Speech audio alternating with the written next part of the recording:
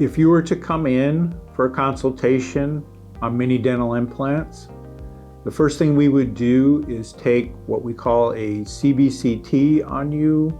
It's a scan that is a 3D representation of your head and mouth, showing us how much bone is there, what do we have available to place mini implants in your mouth, can they be placed in your mouth, what options do we have, how many options do we have for those mini implants. Do we have options that are only removable options of tooth replacement? Do we have options that are fixed for you in your situation?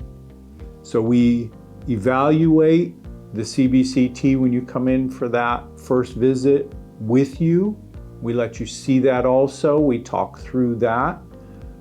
I do a full exam of your mouth to see any issues that may be within the mouth itself. We come up with a customized treatment plan for you with whatever options you may have involving mini implants, and make sure that you understand all of those options, the pluses, the minuses, the fees associated with those, all of the options for financing, to come up with what might work best for you.